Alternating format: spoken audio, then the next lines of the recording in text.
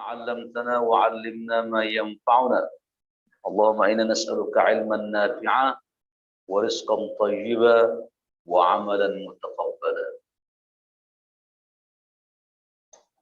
Jamaah rahimakumullah, alhamdulillah kita puji Allah Subhanahu wa taala. Dalam hadis sahih Imam Muslim, Rasulullah sallallahu alaihi wasallam bersabda, jika Allah menghendaki kebaikan kepada seseorang, maka orang itu dibantu dan ditolong oleh Allah dari azabnya. Anas bin Malik bertanya, ya Rasul, bagaimana caranya Allah membantu menolong hambanya dari azab, dari siksa kubur, dari neraka?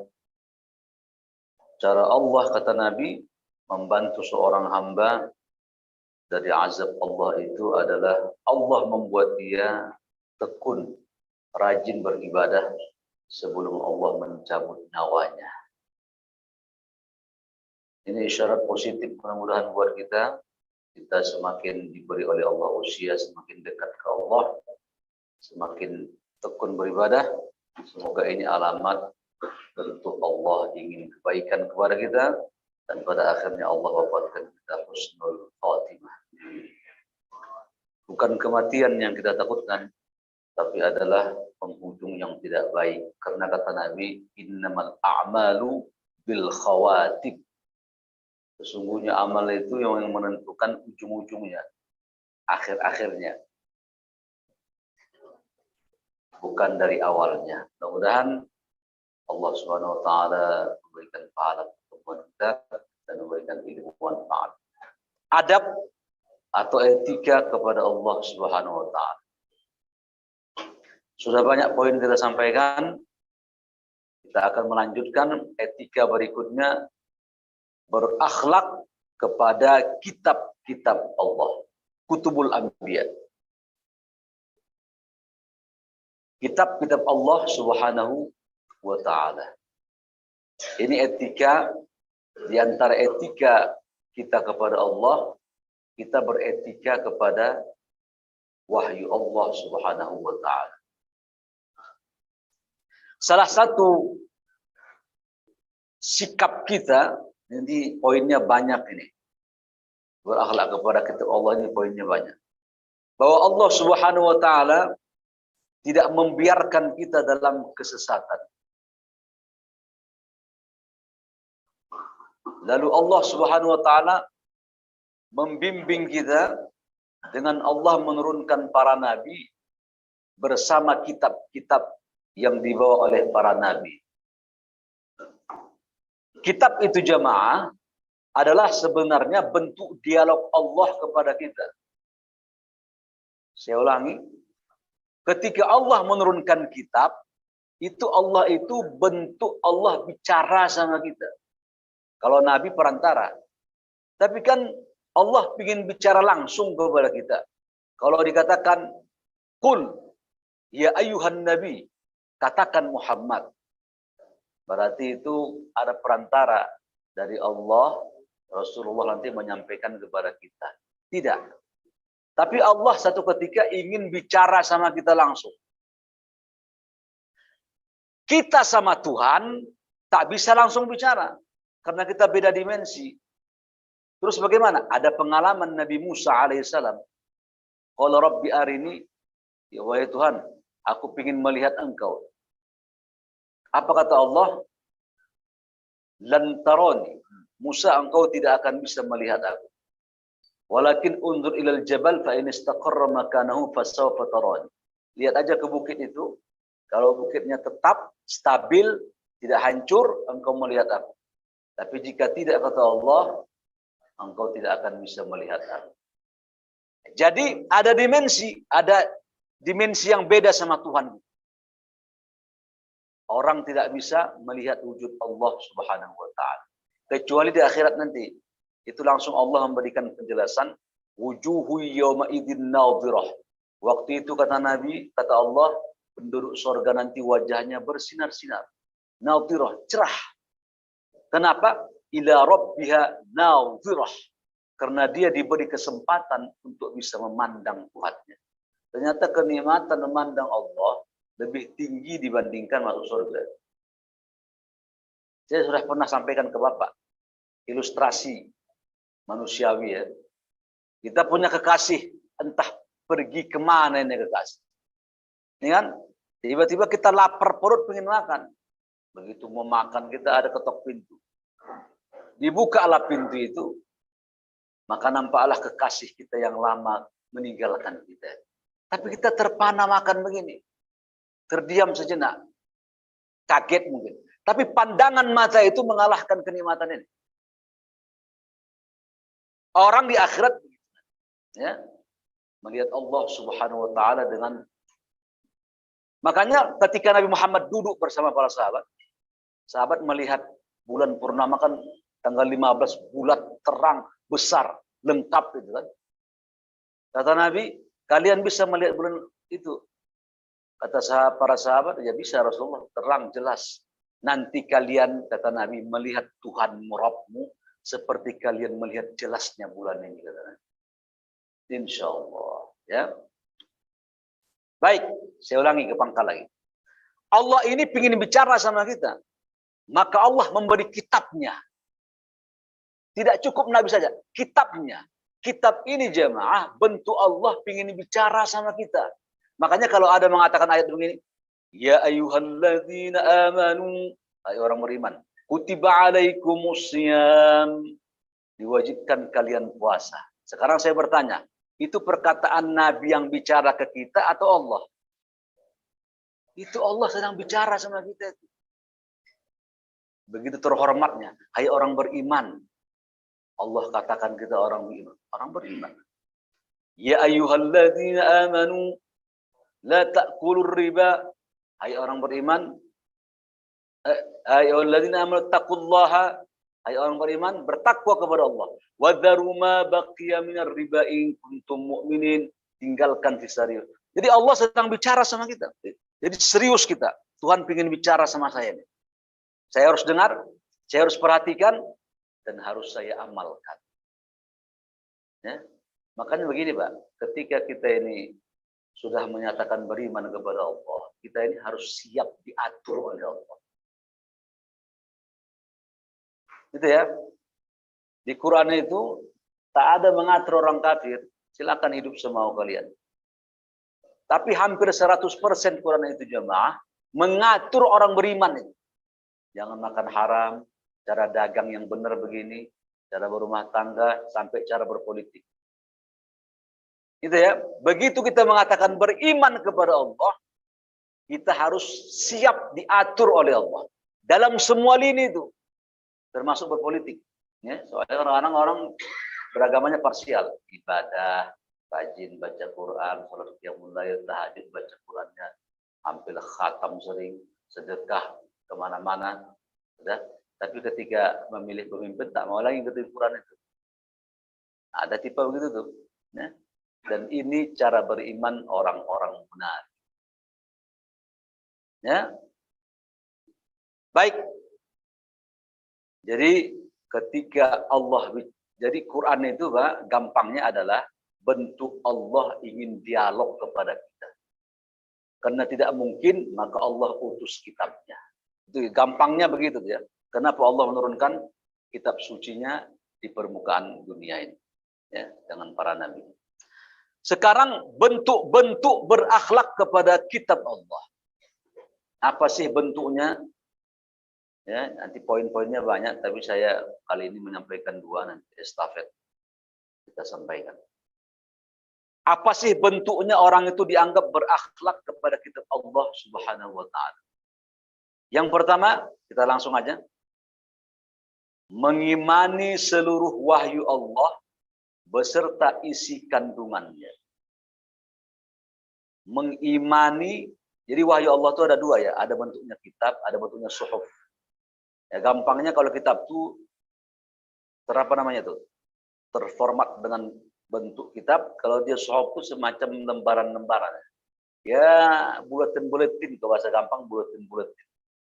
Makanya ada yang dapat 10 suhuf. Ya, ada yang 50 suhuf. Ya, nah, sekarang kita ingin tahu Pak, suhuf Ibrahim itu seperti apa isinya? Suhuf Musa itu apa isinya? Kita dapat kabar dari Nabi bahwa umat terdahulu itu isi suhufnya itu dua. Pertama amsal. Kata para ulama menjelaskan isi kitab zaman dahulu itu kebanyakan amsal. Amsal itu perumpamaan-perumpamaan. Contoh-contoh kehidupan. Ya, masaluhum kamathali, dunia ini seperti sebuah pohon. Pohon itu buah yang hijau. Lalu kemudian dia matang sampai puncaknya merah itu tomat. Kemudian dia kembali menyusuk sampai pada akhirnya dia menjadi busuk, hutama dan hancur. Dan begitulah dunia ini. Ya, lahir muda, bayi, anak, remaja. Nah, dewasa, tua, ila ardalil umuri likaila. Kembali dia ke awal lagi itu seperti anak-anak. Ya. Makanya kata Allah dalam surat Yasin ya, wa man nu'ammirhu nunakkisu fil khalq. Semakin panjang usia, bentuk kejadian dikurangi, kualitas ginjal dikurangi, jantung dikurangi, begitu memang begitu. Mulai agak pelupa gitu. Nanti ending pelupa itu pikun namanya. Tapi kalau dia masih sedikit ya masih nilai normal lah ya. Jadi itu Allah jelaskan tentang apa namanya kehidupan kita ini. Baik, kita kembali ke pangkal. Bagaimana amsal pertamanya? Yang kedua isinya ibrah. Ibrah itu pelajaran-pelajaran. Saya buat contoh aja. Ini bukan dari kitab, tapi contoh pelajaran. Ada orang melihat seekor kupu-kupu di sebuah kepompong. Bagaimana keluarnya kupu-kupu itu dari kepompong sulitnya. Menggeliat, diam sejenak. Menggeliat, diam sejenak. Menggeliat, diam sejenak. Apa terjadi? Ada orang tak sabar diguntingnya kepompong itu. Ya lepas kupu-kupunya kan. Bebas. Tapi apa terjadi? Terjadi hal aneh setelah itu. Kupu-kupu tadi tidak bisa terbang. Dia cacat. Kenapa? Karena ada proses yang harus dia lampaui. Ibrah pelajaran buat kita. Ya, untuk menjadi sukses, harus ada proses. Itu ibrah namanya. Pelajaran kan. Fa'tabiru ya ulil absar. Ibrah itu harus diambil. Ya. Kata Nabi, jika ada orang jatuh ke lubang, wajarlah. Kata Nabi, Mukmin itu tidak mungkin dia terjatuh dan terperosok kepada lubang yang sama 2 kali. Kata Nabi. Kenapa nggak bisa ngambil ibrah? Umat terdahulu dibinasakan oleh Allah Subhanahu wa taala. Sama, kita dalam satu batok bumi. Dia sebelah sana, kita sebelah sini. Sama buminya. Kenapa nggak bisa ngambil ibrah? Umat terdahulu bagaimana Allah binasakan ketika mendurhakai Allah. Makanya Al-Quran itu jemaah, kata Syekh Mutawalli Sya'rawi, salah seorang ulama tafsir dari Mesir, jika Quran menyampaikan inisial, maka perilaku itu akan terjadi berulang-ulang. Inisial. Tapi jika disebutkan dia namanya langsung, maka itu tidak pernah kejadian lagi. Ya, kita buat umpamanya tabbat yada abi lahabi wa tab wa mar'atuhu. Kalimat wa mar'atuhu hamma. Kenapa dikatakan istrinya? Tak dikatakan namanya Ummu Jamilah, istri daripada Abu Lahab itu. Jadi inisial aja, istrinya memikulkan kayu bakar. Itu menunjukkan bahwa karakter istri akan kita temukan nanti tetap membantu suaminya walaupun salah suaminya. Ada karakter itu. Maka dikatakan inisial. Fir'aun. Itu bukan nama dia kayak Hamengkubuwono pertama, kedua gitu. Ada nanti Amenhotep. Itu nama asli mereka. Yang banyak Ramses yang menjegal Nabi Musa itu namanya Ramses II. Jadi itu nama raja. Bukan nama asli dia. Artinya apa kata Syekh Mutawalla? Akan kita temukan kalau inisial disebutkan, akan kita temukan nanti karakter pemimpin sampai saat ini kayak Firaun. Ingin menang sendiri, membunuh rakyatnya. Apalagi egois, tak bertuhan, dan lain sebagainya. Ya. Ada nggak itu? Membunuh Idi Amin di Uganda 20 juta, Hitler hampir 60 juta, Sisi ribuan di Mesir dibunuh, Bashar Assad membunuh rakyatnya, banyak kan? Nah, membantai. Dulu qutila ashabul ukhdud annari dzatil waqud. Ada orang dimasukkan ke lubang, digali lubang sama rajanya itu, dimasukkan manusia, jumlahnya 20.000 manusia, masukkan. Disiram bensin semua ke wajah kita, dibakar semua. La haula. Diabadikan Quran itu, qutila ashabul ukhdud. Dibunuh penduduk Ukhdud itu. Itu ashabul ukhdud terjadi jauh setelah Nabi Musa ini. Firaun dulu terulang lagi kan pembantaian itu kepada generasi di bawahnya. Gitu. Tapi jika disebutkan namanya, kejadian tak terulang itu. Contohnya, maka para nabi itu langsung namanya disebutkan itu. Nggak ada inisial. Rojulun tidak. Ya. Nabi Musa, Zakaria, Yahya, kan semua disebutkan itu. Nah, ada yang tak disebutkan, maka jadi khilaf para ulama. Wa qala rajulun salih. Siapa pria yang ketika menjadi gurunya Nabi Musa di pinggir laut itu? Kan Khidir. Tapi rojulun disebutkan di situ. Bukan nama dia, maka jadi khilaf. Karena Quran ingin mengambil masalahnya ini, bukan person nama orangnya, tapi pelajaran Ibrahim. Yang dibocorin kapal sama dia itu. Ingat kan? Anak sedang main, ditebas lehernya mati. Ada tembok roboh, dilirikan sama dia. Tapi gunakan rojul itu, seorang pria. Kenapa? Tak disebutkan namanya, berarti karakter-karakter orang-orang bijak itu akan kita temukan hingga saat ini. Intinya, itu pengamatan Syekh Mutawalli Sya'rawi, salah seorang ulama tafsir ya. Di abad ini dia. Saya di Mesir masih belajar, masih hidup. 98 meninggal. Baik. Mengimani, jadi Allah ini menurunkan kitab. Kalau tak percaya kita kitab selain Quran ini, bisa murtad kita. Itu jumhur ulama mengatakan itu. Makanya rukun iman itu, nomor 3 apa? Allah, malaikat, kitab kan?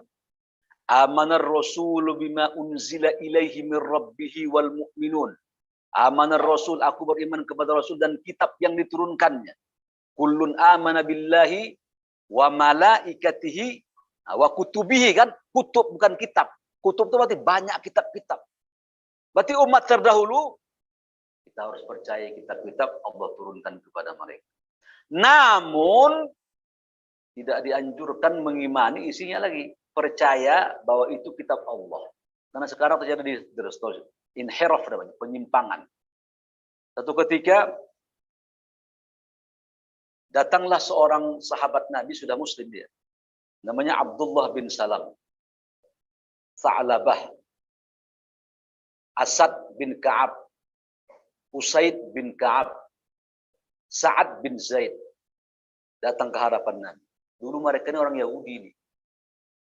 Ya Muhammad, ya Rasulullah, tolong izinkan kami membaca Taurat di waktu malam, sebagaimana kami dulu suka melakukan hal ini ketika kami Yahudi dan kami memuliakan hari Sabtu. Ya, tolong beri kami kelonggaran untuk bisa membaca Taurat kami di malam Sabtu, setiap malam Ahad Sabtu. Terus mengharamkan daging onta. Itu permintaan mereka ya. Begitu mereka minta, jadi nggak apa-apa kan? Kenapa? Karena Taurat kan kitab Allah juga. Tuh logikanya begitu tuh mereka itu. Kadang-kadang orang menyimpangkan ayat Tuhan tuh, Pak, pakai akal dia memang masuk. Pakai ayat juga sama. Nanti akan kita jelaskan di poin kedua ya. Pakai ayat juga nih ya, tapi disimpangkannya. Tapi ini tidak, tak disimpangkan. Hanya minta izin supaya kami bisa mengamalkan ritual-ritual kami dulu. Kan Taurat dari Allah juga. Begitu mereka meminta begitu, turunlah surah Al-Baqarah 208.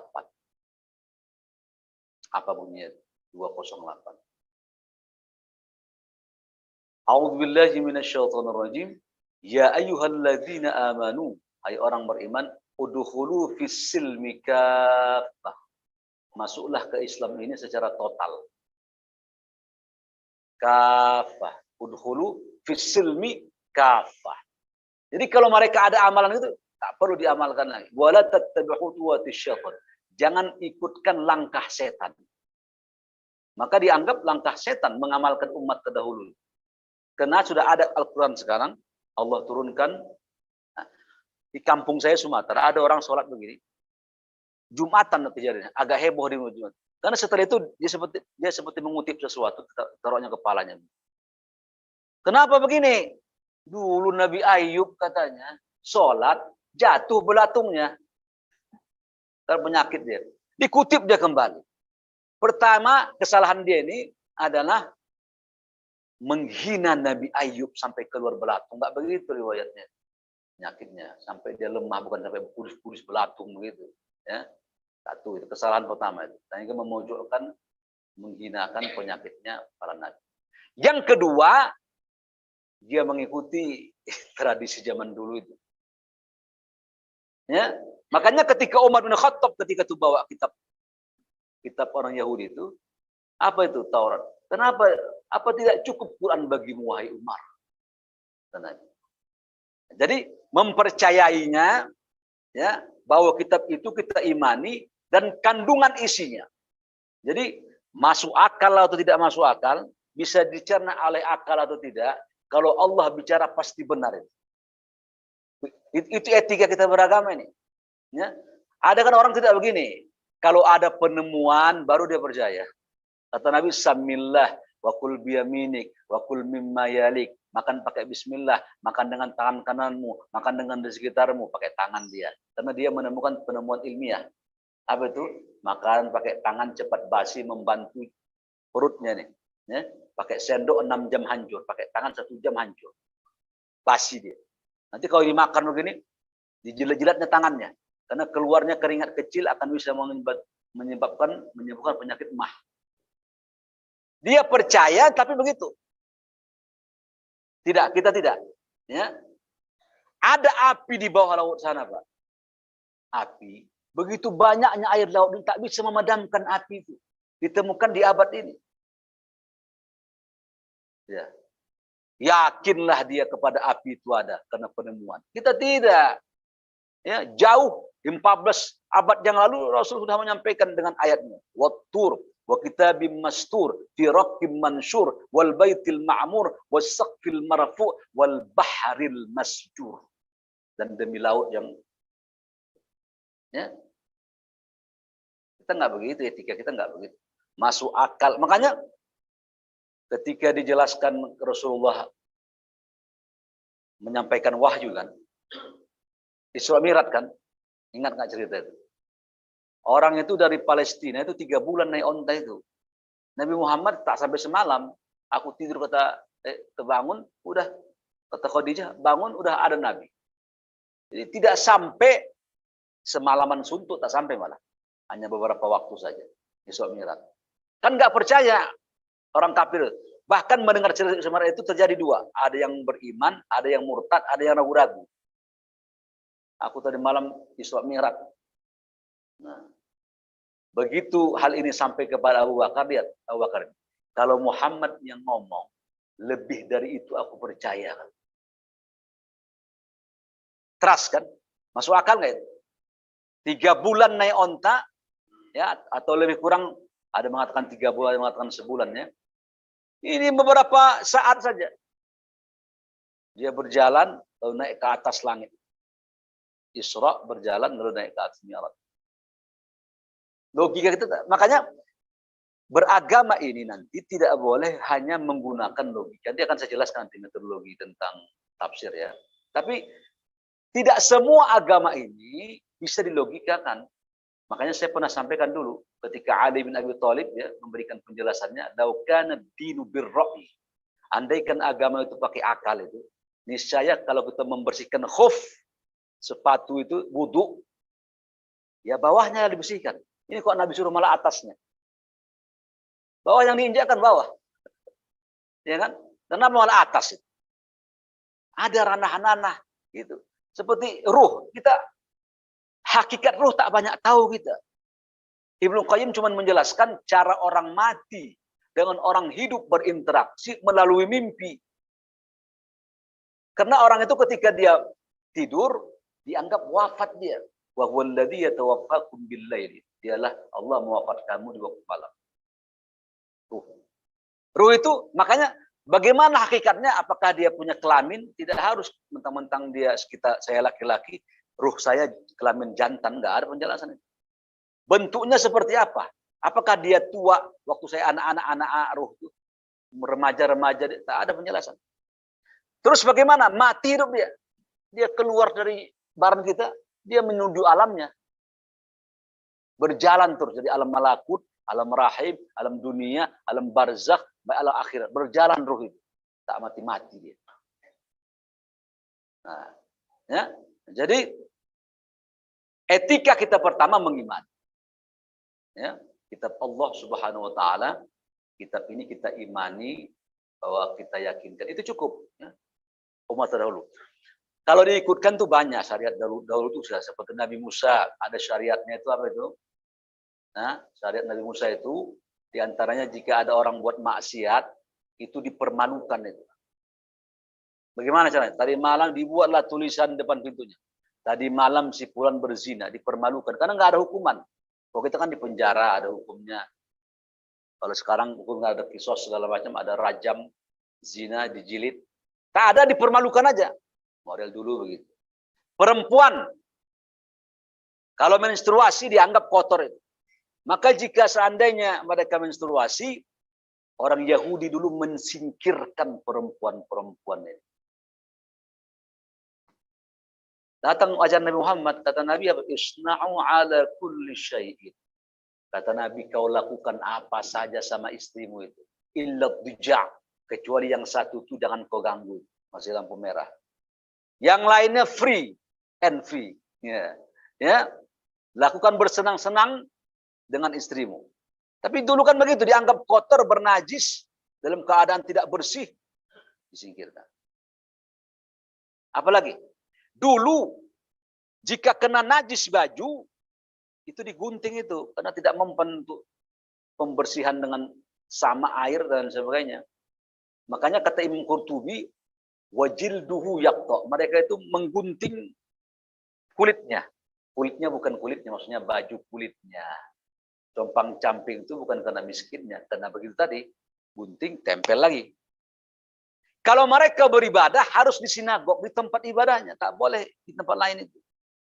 Ya. Kalau kita, ada 5 itu. Salah satunya Allah jadikan kita adalah, Allah jadikan bumi ini masjid. Di mana saja boleh beribadah. Idul Fitri, Idul Adha. Tanah lapang jadi masjid. Ya. Nabi Muhammad sekali sajalah Idul Fitri atau Idul Adha dia sholatnya di masjid. Ada, apa namanya, badai. Tapi setelah itu dia di lapangan itu. Ya. Di lapangan. Padahal di situ pahalanya 1000. Kalau Masjid Haram apa? 100.000. Nabawi berapa? 1000. Kalau Aqsa 500. Nah, jadi ditinggalkan, dijadikan masjid. Makanya kata Nabi, semua perempuan yang dipingit keluar. Ketika itu di lapangan ya. Perempuan yang menstruasi juga keluar. Nabi suruh hadisnya itu. Keluar. Andaikan mereka tak sholat, mereka menyaksikan aja. Sama pahalanya. Keluar semua. Syiar. Suruh Nabi itu perempuan-perempuan itu keluar. Walaupun dia menstruasi, bukan dia diam di mobil. Dia dengar khutbah. Tapi kalau di masjid, dia terpaksa di luar dia. Ya. Tapi kalau dia seandainya di lapangan, dia boleh duduk di belakang. Itu syariat, itu namanya syara'am man qablana. Kata para ulama, syariat umat-umat sebelum kita. Ada syariatnya. Tapi semua itu diilha, dibatalkan. Ada yang tersisa syariat itu. Ada nggak? Apa itu contohnya? Bahasa Daud. Apa lagi? Bahasa Daud yang nampak itu adalah kurbannya. Itu syariat Nabi Ibrahim. Ya. Daud itu dulu wajib Nabi Ibrahim itu, Nabi Adam itu puasa sebulan 3 kali. 13, 14, 15. Kalau setahun berapa itu? 36 hari puasanya. Lalu diganti, syariatnya tetap, tapi diganti. Jadi puasa sunnah di kita. Tapi Nabi Adam itu wajib bagi dia. Ya. Baik. Yang kedua, nah ini sekarang ini. Ini etika kepada Quran. Akhlak kita kepada Quran. Mentafsir dan memahaminya berdasarkan petunjuk Rasul dan kaidah yang telah ditetapkan oleh para ulama. Ya, jadi tidak boleh kita mentafsirkan Quran bahasa apa seenak udel gitu loh. Ya, seperti ini ya rame ini saya bilang tuh Panji Gumilang itu. Ya. Kata dia campakkan kaidah tentang, kata dia dalam video itu, tidak perlu kita memahami Quran yang dari asbab nuzulnya katanya. Nggak perlu, lihat teksnya saja.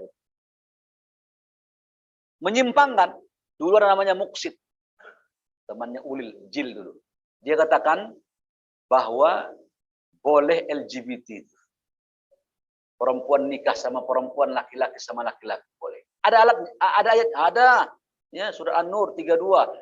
Ulil irbati minar rijal. Coba dicek dulu nanti, itu surat begini menjelaskan. Wa kullil mu'minat. Hendaklah perempuan itu menahan pandangannya sampai nanti ke bawah, dan perempuan itu boleh membukakan bagian tubuhnya, rambutnya mungkin atau kakinya, kepada suaminya, orang tuanya, mertuanya, anak kandung laki-lakinya, abang-abang adik kandung laki-lakinya, uak-uak paman laki-laki kandungnya, semua. Kepada anak kecil boleh dia bukakan, semua perempuan boleh dia buka, bukan aurat yang asasi ya.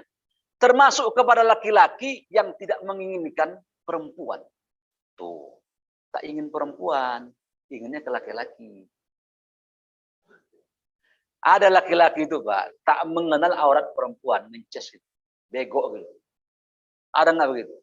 Yang begini nih kalau terbuka sedikit, tidak ketat dalam rambutnya apanya, tidak masalah ya. Yang dia tidak idiot gitu, otaknya nih apa?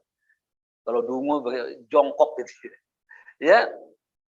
Nah, yang begini nih boleh karena tidak tahu aurat, tidak mengerti gitu, tak ada syahwat. LGBT ini beda, dia bersyahwat, cuman menyimpang. Maka 47 hakim seluruh dunia membatalkan HAM yang satu ini tak boleh. Ini HAM-HAM yang menghancurkan itu. Ya? Hak ajasi, hak dia. Jangankan secara agama, secara manusiawi saja ini runtuh, akan rusak kehidupan manusia. Jepang ini tak suka kawin karena mereka tuh pingin kumpul kebo saja, menikmati hubungannya, tak mau beban. Diprediksi kata para ilmuwan ini akan menyusut populasi orang Jepang. Ditemukanlah boneka perempuan cantik betul. Mereka bisa berhubungan dengan perempuan. Dia cuci, dia bersihkan, masuk lemari, dia berhubungan lagi kapan-kapan.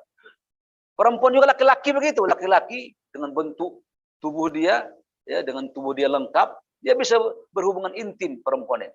Simpannya ke lemari, besok enak dia taruh lagi. Begitu sekarang manusia ini ya. Kondisinya ya. Makanya kata Allah, kalla innal insana layatgha. Sungguh manusia ini kata Allah melampaui batas. Ar-ra'ahu istaghna. Jika dia sudah merasa mampu membuat teknologi. Apa hukumnya secara fikih kata para ulama? Dihukumkan seperti onani atau masturbasi. Hukum dengan benda. Tetap haram ya. Baik. Kita aja maaf ya berhubungan dengan istri atau suami menghayalkan istri orang aja nggak boleh. Diharamkan. Ingat dia artis itu, sering artis dia bayangannya kepada istri. Nggak boleh, hukumnya haram itu. Ya. Apalagi sampai patung begitu. Lembut dia kayak manusia gini. Hah? Punya daging, punya ini. Mau ukuran-ukuran size apa bisa. Jadi kondisi gitu. Baik, kita kembali. LGBT tadi ya, jadi itu menyimpangkan. Lagi, dulu Ulil mengatakan saya dalam postingan kecilnya. Dia bilang begini, tidak ada larangan laki nikah sama laki. Yang ada di Quran, az-zaniyatu waz-zani fajlidu kulla wahidin minhuma mi'ata. Laki sama perempuan. Tak ada perempuan sama perempuan tuh. Bagaimana Bapak menjawabnya? Memang betul itu. Asy-syaikhatu wasy-syaikhah. Penzina orang tua dan penzina perempuan yang tua dan laki-laki yang tua. Tak ada laki-laki sama laki-laki, perempuan sama perempuan. Begini, ada umat yang dihancurkan oleh Allah. Umat Nabi Lut. Umat itu dihancurkan, dibinasakan karena apa? Karena Lut itu, kaum Lut, Datok. Atau kaum Yasbidu. Sudah dihancurkan oleh Allah. Kan sudah paham kita. Tak perlu ada ayat pun turun menjelaskan itu larangan. Dengan peristiwa itu, berarti dilarang itu. Itu orang cerdas begitu tuh.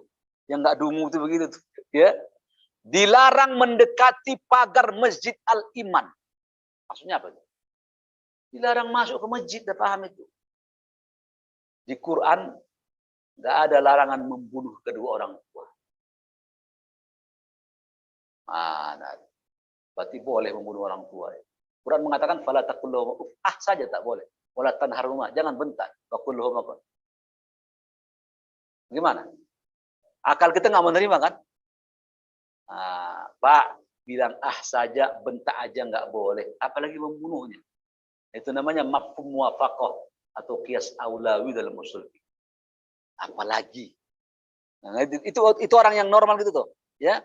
Yang sehat itu cara pikirnya. Makanya mentafsir Quran itu jamaah, saya sedikit agak ada masuk ilmiah sedikit ya. 4 metode. Pertama ijmali namanya, secara umum. Quran itu tak terperinci, Pak. Ya. Ku sholat di mana? Tidal tak ada. Duduk antara sujud enggak ada. Tahiyat mana? Paling aqimus sholat, perintah sholat saja. Yang ada cuma 2. Wasjud, warka, wasjud.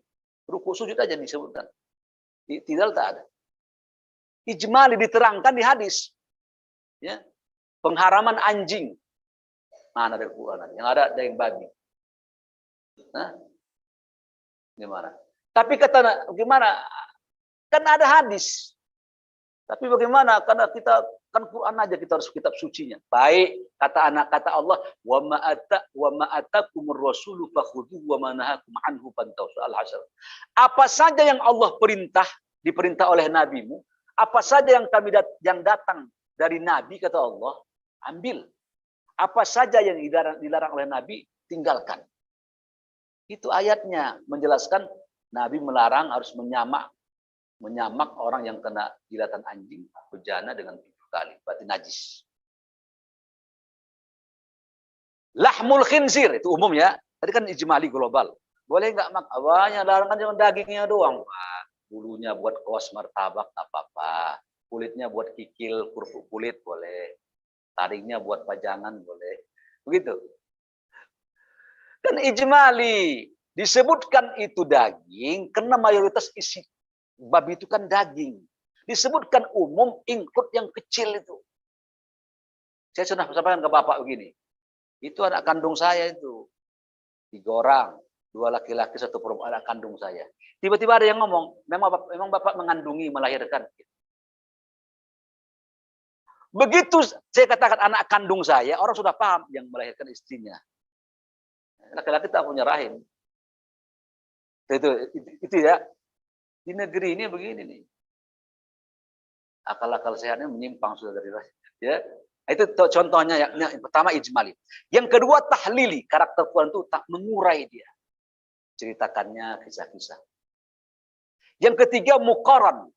Ya, metode penafsir Quran itu harus ada perbandingan. Dibandingkan. Muqaranah namanya ada sebuah muqaranah mazhab itu perbandingan mazhab dengan kajian-kajiannya lah ya. Yang terakhir ada sistemnya maudhu'i, metode. Maudhu itu adalah perjudul, perbab. Ya. Quran itu dari awal kan lama gitu. Kita pingin tentang ayat tentang mengharamkan daging babi, ambil di Al-Baqarah, ambil di sini, ambil di sini. Namanya sebuah maudhu'i itu berjudul. Ini pengharaman babi, ini ayat-ayatnya.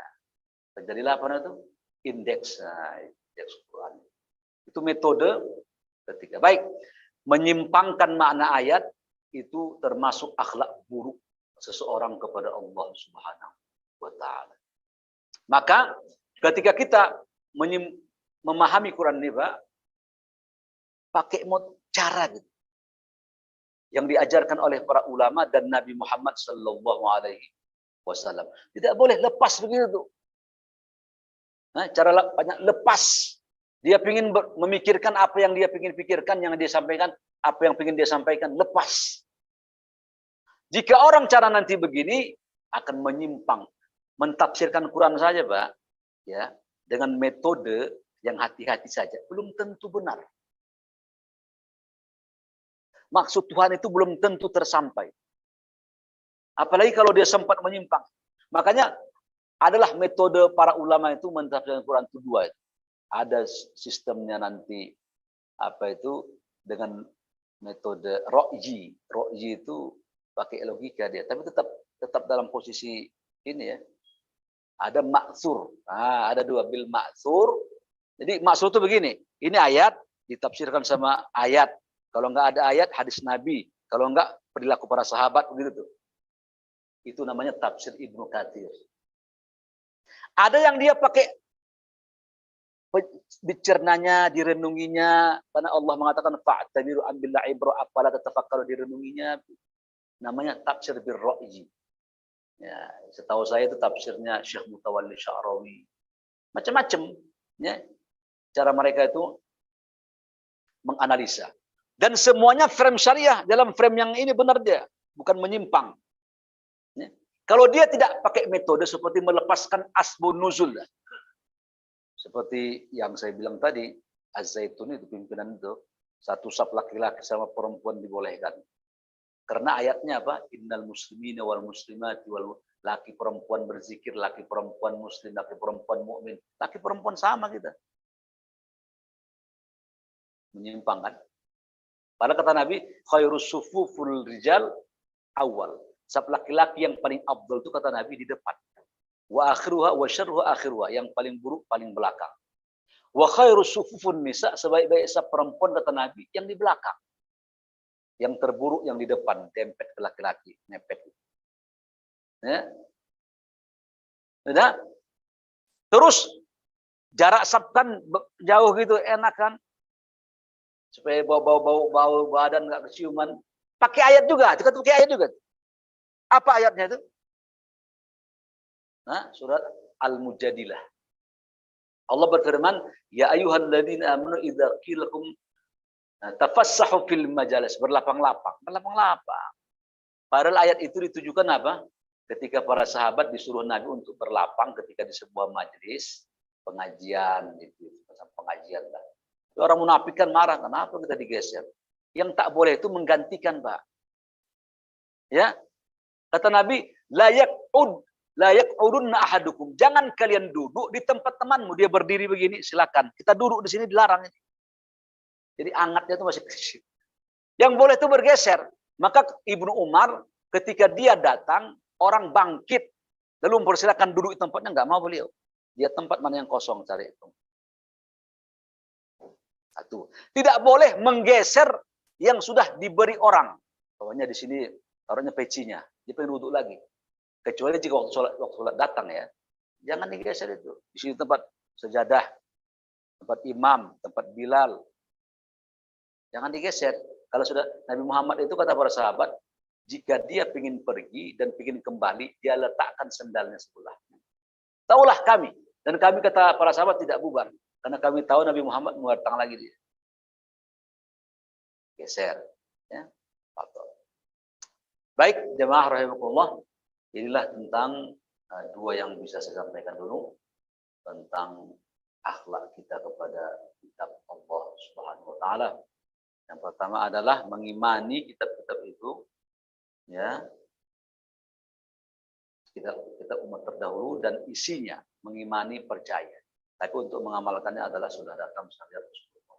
Yang kedua adalah etika kita kepada Quran, mentafsirkannya, memahaminya berdasarkan petunjuk sehingga tidak mengarang dengan pandangan-pandangan penafsiran yang menyimpang.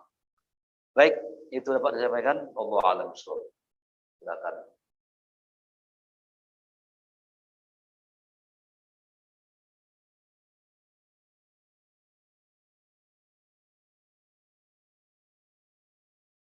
Agar orang tidak bicara sembarangan terhadap agama ini, dibuatlah kriteria-kriteria.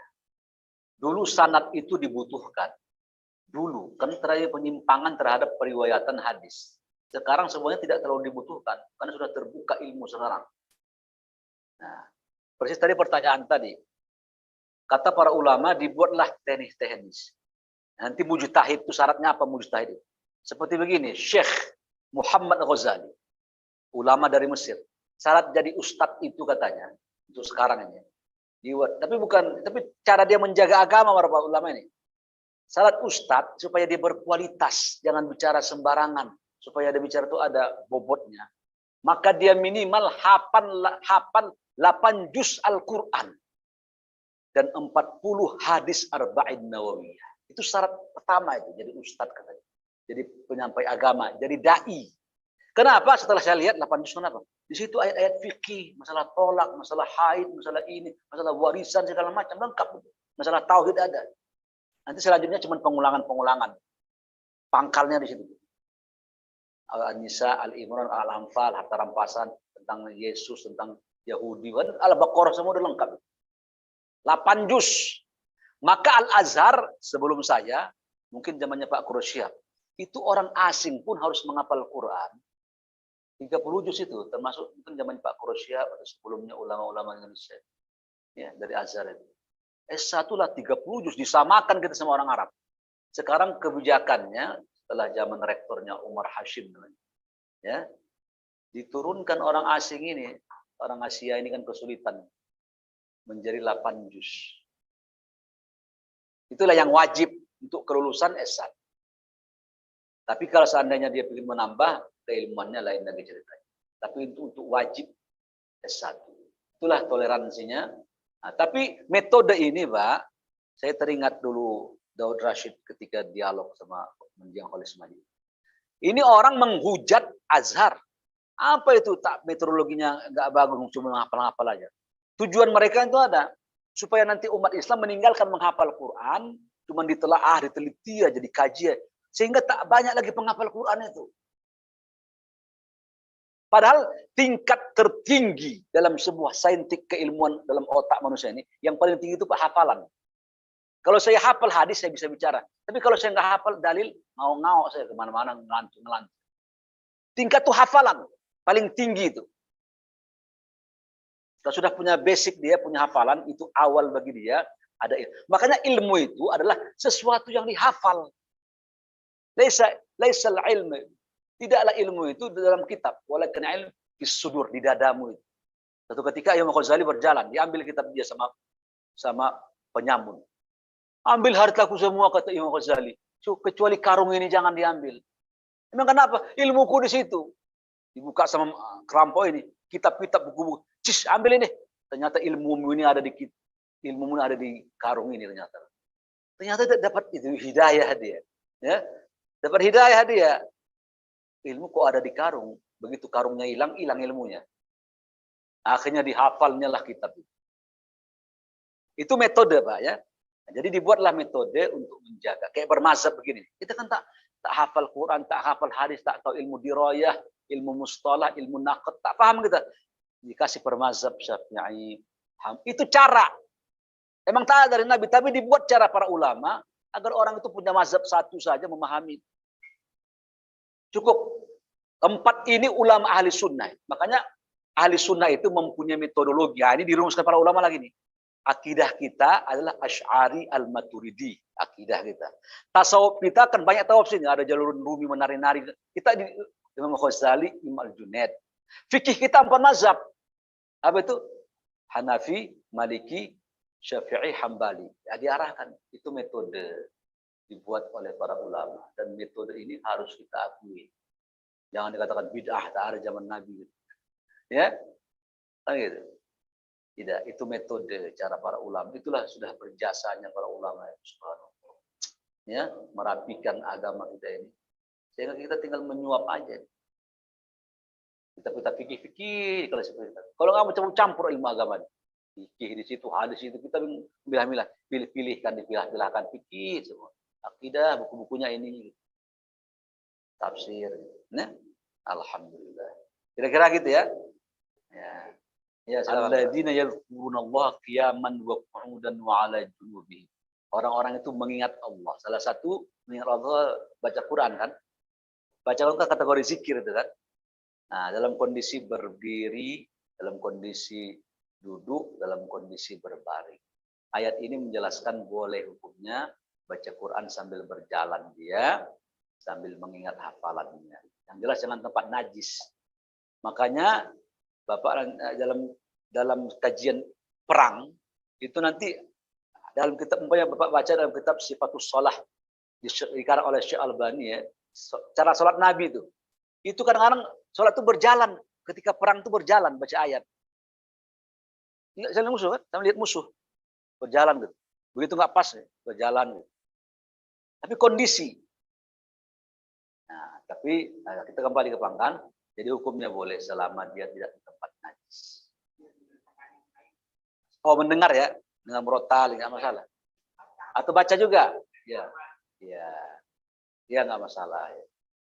Dibolehkan para ulama boleh. Ya, dibolehkan membaca Quran dalam kondisi aktivitas kita. Ya, ya loh. Makanya emang Allah SWT emang bicara kita kepada Allah sedang baca Quran ya sedang itu. Sedang kita bicara seperti alhamdulillahalamin Allah jawab bacaan kita. Nah, karena Nabi mencontohkan dalam semua kondisi, maka kita juga boleh membacanya dalam semua kondisi. Allah alam bisawab. Ya, kira-kira begitu. Jadi boleh jadi begini, Pak. Bahkan ada Nabi itu kan dalam kitab An-Nubuwah wal Anbiya dikarang oleh Syekh Ali As-Sabuni. Jumlah Nabi itu 120.000 dalam kitab itu. 120.000. Sehingga ada yang berkata, Buddha itu juga Nabi sebenarnya. Ada yang berkata ya. Kenapa? Karena dia mengajarkan kebaikan. Kan kebaikan semua itu kan. Hanya nanti pengikutnya buat patung aja. Jadi gitu tuh. Jadi pengikutnya merusak. Boleh jadi. Boleh jadi juga saya bilang tadi, Zabur itu juga dikutip. Kayak kita KUHP gitu dari Belanda. Jadi kutipan-kutipan. Boleh jadi itu terjadi, boleh jadi terjadi. Kenapa? Karena memang Zabur ini adalah Nabi Daud itu adalah umatnya seluruh para nabi itu. Bani Israel, Islam ke situ, Kristen ke situ, Yahudi ke situ. Boleh jadi agama lain juga mengambil referensi itu. Nah, hanya mungkin butuh diteliti yang mana kalimatnya ya. Nah, tinggal lagi kalau seandainya ada mengatakan begitu, hemat saya boleh jadi ada benarnya. Menyadur, mengutip-ngutip ya, kitab terdahulu. Tapi apakah 100%? Wallahu alam. Saya tak tahu. Ya, apakah kau seutuhnya? Kira-kira begitu Pak ya. Terima kasih. Ya, Pak Tibian hari ini puasa bertanya. Ya, lakukan yang lain. Insyaallah lain waktu. Terima kasih. Subhanallah bihamdik. Asyhadu an la ilaha illa anta astaghfiruka wa atubu ilaik.